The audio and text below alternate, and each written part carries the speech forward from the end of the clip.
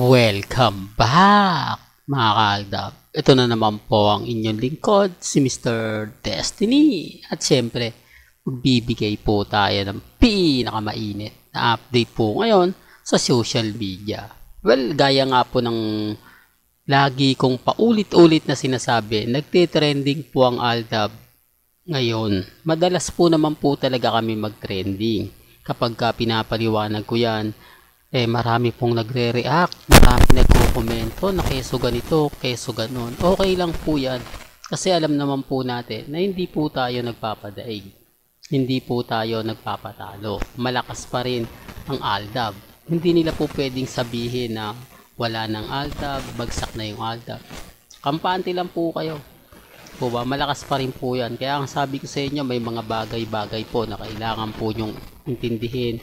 Kailangan nyo pong malaman na pagdating po kay Richard Polkerson, updated po tayo. Itong video na napapanood nyo, taping nga po ng Pulang Araw. Taliwas po sa mga sinasabing kasama nga po raw ni Alden Richards si Catherine sa isang birthday celebration na pinuntahan niya kagabi. Syempre kailangan updated din tayo. Sabi ko nga po sa inyo, basta pagka na-link nila si Alden, babasagin natin sila. Ang ibig kong sabihin babasagin, ipapaliwanag natin na hindi po kasama doon si Richard Polkerson at walang Richard Polkerson sa birthday celebration na dinaluhan ni Catherine. O ba, maliwanag at klarong-klaro. Pero syempre, cut din nga po kaya nga po nagtayo ng Cut Den Fans Club para nga po suportahan, para sabihin na laging magkasama at matutuwa naman po yung mga membro. O ba? Gaya nga po ng lagi kong sinasabi, kapag nagkaroon na po kasi ng fans club, may mga taong susubaybay at lagi nang pupunta ron. Yung admin ang gagawin niya, kukuha siya ng mga photos ni Catherine, tapos ilalagay niya o itatabi niya kay Richard Polkerson. Tapos sasabihin niya na magkasama sa isang birthday celebration. Siyempre, yung mga Cut Den fans kikiligin. Hindi po ba? Sasabihin nila magkasama yung dalawa. Pero ang hindi po nila alam, wala doon si Richard Polkerson. Pero hindi naman po nila yon i-consider na hindi totoo ang mga pinopost ng admin.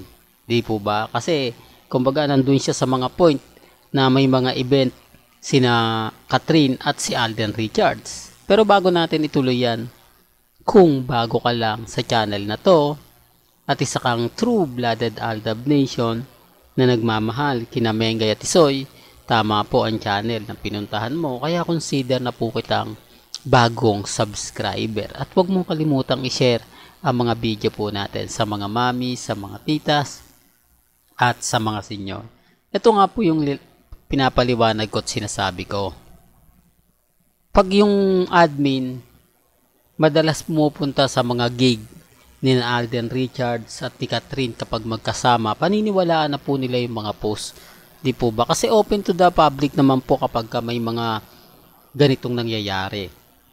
Na may mga posts o may mga dadaluhan sina Catherine na magkasama sila sa mga ganto ganyan.